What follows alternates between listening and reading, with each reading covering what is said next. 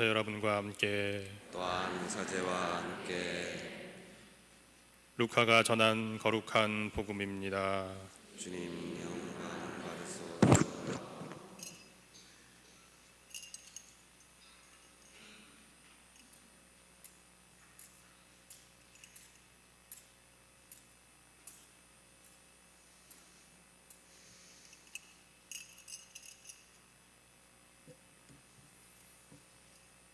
그 무렵 아우구스투스 황제에게서 칙령이 내려 온 세상이 호적 등록을 하게 되었다.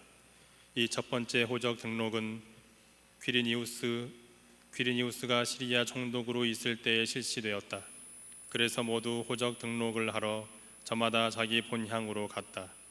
요셉도 갈릴레아 지방 나자렛 고을을 떠나 유다 지방 베들레헴이라고 불리는 다윗 고을로 올라갔다. 그가 다윗 집안의 자손이었기 때문이다. 그는 자기와 약혼한 마리아와 함께 호적 등록을 하러 갔는데 마리아는 임신 중이었다. 그들이 거기에 머무르는 동안 마리아는 해산날이 되어 첫 아들을 낳았다. 그들은 아기를 포대기에 싸서 구유에 뉘었다. 여관에는 그들이 들어갈 자리가 없었던 것이다. 그 고장에는 들에 살면서 밤에도 양떼를 지키는 목자들이 있었다. 그런데 주님의 천사가 다가오고 주님의 영광이 그 목자들의 둘레를 비추었다. 그들은 몹시 두려워하였다. 그러자 천사가 그들에게 말하였다. 두려워하지 마라. 보라, 나는 온 백성에게 큰 기쁨이 될 소식을 너희에게 전한다. 오늘 너희를 위하여 다윗 고을에서 구원자가 태어나셨으니 주 그리스도이시다. 너희는 포대기에 쌓여 구유에 누워있는 아기를 보게 될 터인데 그것이 너희를 위한 표징이다. 그때 갑자기 그 천사 곁에 수많은 하늘의 군대가 나타나 하느님을 이렇게 찬미하였다. 지극히 높은 곳에서는 하느님께 영광, 땅에서는 그분 마음에 드는 사람들에게 평화. 주님의 말씀입니다. 그리스도님 찬미합니다.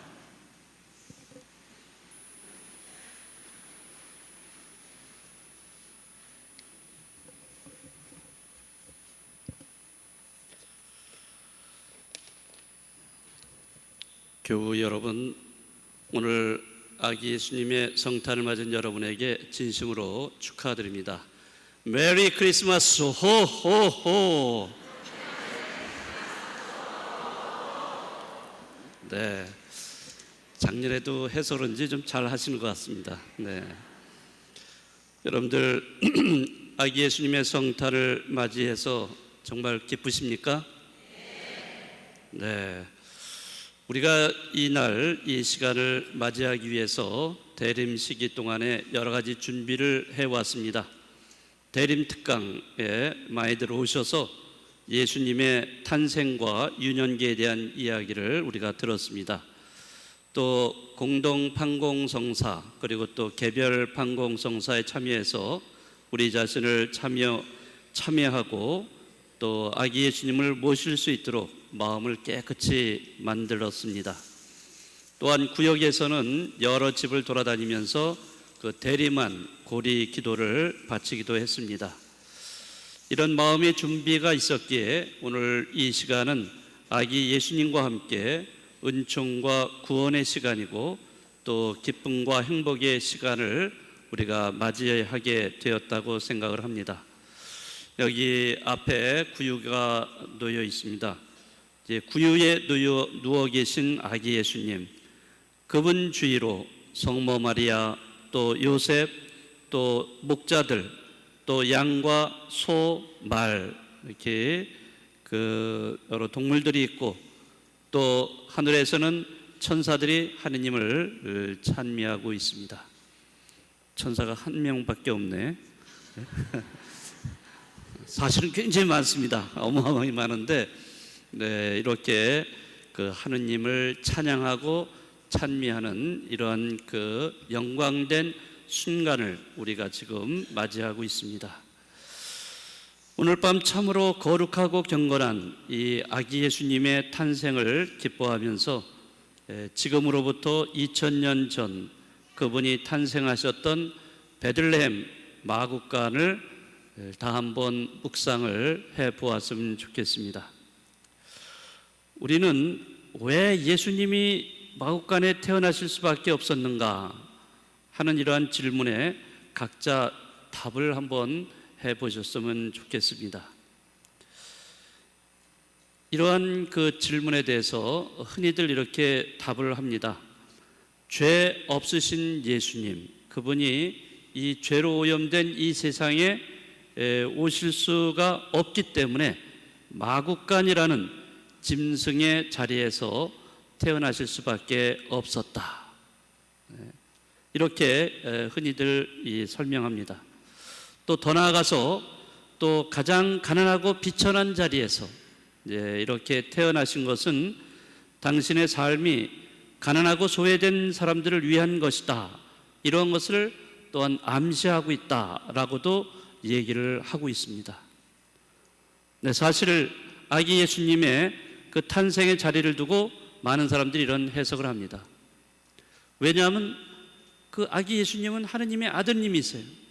그 하느님의 아드님이 이 세상에 오셨는데 그 오시는 자리가 너무도 비천한 자리였기 때문에 사람들이 이렇게 여러 가지 모양으로 해석을 합니다.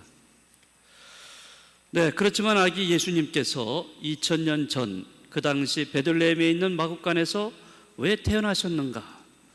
우리가 조금 더 직접적으로 또는 구체적으로 그 당시 2000년 전으로 타임머신을 한번 타고 가서 한번 생각을 해보시면 좋겠습니다. 그렇게 해본다면 우리가 어떻게 신앙인으로 살아갈 수 있을 것인가 하는데 좋은 그런 묵상거리가 될 수 있지 않나 생각합니다. 오늘 복음에 따르면 호구 조사 때문에 그 요셉과 마리아는 나자렛에서 베들레헴으로 가게 됩니다. 그렇지만 베들레헴은 아주 작은 고을이에요. 작은 고을에 호구 조사 때문에 그 낯선 사람들이 상당히 많이 와 있었던 거죠. 그래서 이미 여관은 이런 낯선 사람들로 가득 차 있었던 겁니다. 그래서 요셉과 마리아가 도착을 했을 때 이미 방은 비어있는 방이 없었어요. 요셉은 백방으로 뛰어다니면서 방문을 두드리지만은 사람들은 문 밖으로 빼꼼히 내다본 다음에 이내 슬그머니 문을 닫아버리고 맙니다. 배가 남산만큼 부른 임산부가 지친 기색이 역력한 채 문 앞에 서 있었는데도 말입니다. 만삭이 된 마리아를 보고 사람들은 얼른 자기 방으로 돌아오라고 싶어 했을지도 몰라요. 누구나 다 그런 마음을 가지고 있을 수도 있습니다. 그런데도 사람들은 그 순간에 이해관계를 따지게 됩니다. 만약에 내가 방을 내어준다면 자신은 추운 그 밖에 나가서 자야 할 곳이 없는데 어떻게 해야 되나, 그런 고민을 하다가 슬그머니 방문을 닫고 외면을 하게 됩니다. 알아도 모르는 척, 보아도 못 본 척 이렇게 합니다. 누구 하나 아이 낳는 여인에게 손을 내밀지 않았던 것입니다. 인간의 자리를 거부당한 아기 예수님은 어쩔 수 없이 유일하게 남은 공간인 마구간에서 태어나셔야 했던 것입니다. 아기 예수님의 성탄을 맞은 오늘 우리들은 성탄의 기쁨과 즐거움을 나누고 있지만은 혹시라도 2000년 전에 여관에서 있었던, 방을 내주지 않았던 바로 그 사람들이 우리 자신이 아닌가 한번 생각해 보았으면 좋겠습니다. 우리는 입으로는 예수님을 외치면서 정작 삶은 태연하게 예수님을 외면하면서 살고 있는 때가 많지 않았는지 모르겠습니다. 우리는 여전히 방문을 꼭 닫은 채 억지로 잠을 청하는 그런 사람들은 아니었는지, 예수님은 이 땅에 그리고 우리 마음의 빛으로 오셨지만은 가난한 사람들은 더욱 가난하고 소외되고 있으며 이들의 고통은 아직까지도 멈추고 있지 않습니다. 불통과 반목으로 사회는 혼란스럽고 안녕치 못한 사회와 개인에 대한 물음이 물꼬를 트고 있습니다. 오늘을 살고 있는 우리에게 아기 예수님의 탄생이 가져다주는 그 진정한 의미는 무엇일까? 한번 잠시 생각해 보면 좋겠습니다. 얼마 전에 팔순의 나이를 내다보면서 사제 서품 50주년을 맞이한 정양모 신부님이라고 계십니다. 이분은 형제가 셋이 있는데 다 형제가 다 사제입니다. 그런데 이 정양모 신부님은 가장 큰 형이죠. 이 신부님은 한평생 성경을 붙들고 예수 공부에 바쳐온 성서학 박사님입니다. 그런데 이런 분에게 어떤 신문 기자가 다가와서 성경에서 얻은 그 깨달음이 무엇입니까? 하라고 이렇게 질문을 했습니다. 그랬더니 정양모 신부님이 다음과 같이 이렇게 대답을 했어요. 자기를 넘어서서 주님을 사랑하고 이웃을 사랑하는 것입니다. 예수님은 단 한 번도 만민을 사랑하라고 하지 않았습니다. 가까이에 있는 이웃을 사랑하라고 하셨죠. 가까운 데서부터 실천해서 확산되기를 바라셨습니다. 이웃을 사랑하지 않고 만민을 사랑한다는 것은 기만입니다. 함께 살고 공부하고 일하는 곳에 있는 사람들이 다 이웃입니다. 이웃 사랑은 역지사지하는 것입니다. 남의 입장에서 생각을 하는 것이죠. 그 사람의 고통을 헤아리고 삶을 살펴보는 마음을 가져야 하는 것이죠. 네, 이렇게 대답을 했습니다. 저는 이 신부님의 이러한 대답을 생각하면서 참 공감이 많이 가는 말씀이다 라고 생각이 들었습니다. 성경은 하느님 말씀이죠. 그렇지만 그 하느님의 말씀은 하느님의 사랑, 우리 인간을 얼마나 사랑하시고 계신지 그 사랑을 이야기하고 있고, 또 뿐만 아니라 그 사랑을 이웃 사랑으로 실천하도록 우리에게 촉구하고 있는 그런 말씀들입니다. 그렇기 때문에 정양모 신부님이 하신 이런 역지사지의 그러한 사랑을, 이웃 사랑을 베풀어야 된다는 것, 이렇게 하느님 사랑과 이웃 사랑으로 그 성경을 이렇게 풀이를 해주신 정양모 신부님의 말씀이 상당히 공감이 갑니다. 우리가 이웃의 고통과 아픔에 연민을 느끼고 함께 아파하는 것은 그 이웃 안에 하느님의 고통을 받고 계시기 때문입니다. 요즘 그 안녕들 하십니까? 라는 대자보가 사회에 유행을 하고 있습니다. 이것이 전체 사회에 큰 반향을 일으키는 것은 타인의 고통에 공감하면서 그렇게 이웃들이 고통을 받고 있는데 우리는 지금 무엇을 하고 있는지, 혹시 그러한 이웃들의 방문을 닫고 걸어 잠그고 있지 않은지, 다 같이 안녕하려면 어떻게 해야 하는지 생각해 보자고 제안을 하기 때문에 사회적으로 이렇게 큰 반향을 일으키고 있는 것이 아닌가 생각합니다. 세계적으로 유명한 잡지 타임이라는 잡지가 있죠. 올해 인물로 누구를 뽑았습니까? 네, 프란치스코 교황님이죠. 프란치스코 교황님은 빈자들의 교황님이라고 이렇게 사람들이 부르기도 합니다. 그만큼 항상 가난하고 소외된 이들을 위해서 봉사하면서 소박하게 살아오신 분이기 때문입니다. 교황님으로 즉위한 다음에 바티칸의 외부의 첫 방문지가 여러분들 어디였는지 혹시 아실지 모르겠어요.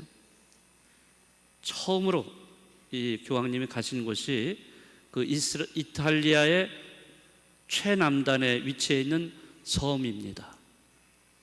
왜 이분이 외부에 처음으로 방문을 하는데 왜 거기를 가셨을까? 그 섬에는 난민 수용소가 거기에 있습니다. 난민 수용소. 어떤 난민 수용소냐면 아프리카에서 자기네 나라에서 살지 못하고 거기서 탈출을 해서 이렇게 남의 나라로 가는 이런 난민들, 이런 난민들이 들어오기 때문에 그 난민들을 위해서 특별히 그 섬에다가 수용소를 만들어 놨어요. 그런데 그 섬 인근에 이 난민들이 배를 타고 오다가 수도 없이 많은 사람들이 거기서 배가 뒤집혀 가지고 빠져서 상당히 많은 사람들이 죽음을 당합니다. 매년마다 그 아프리카 난민 수천 명이 배가 침몰하는 바람에 바다에 빠져 죽습니다. 교황님은 이런 말씀을 하셨습니다. 난민들이 익사했다는 뉴스를 볼 때마다 심장에 가시가 박힌 듯한 고통을 느꼈다. 우리는 어떻게 울어야 하는지 잊어버린 사회에 살고 있다 하면서 타인의 고통에 무감각한 세태를 비판을 한 적이 계십니다. 세계에서 그런 뉴스가 다 들릴 거예요. 난민들이 배를 타고 가다가 배가 뒤집혔어요. 왜?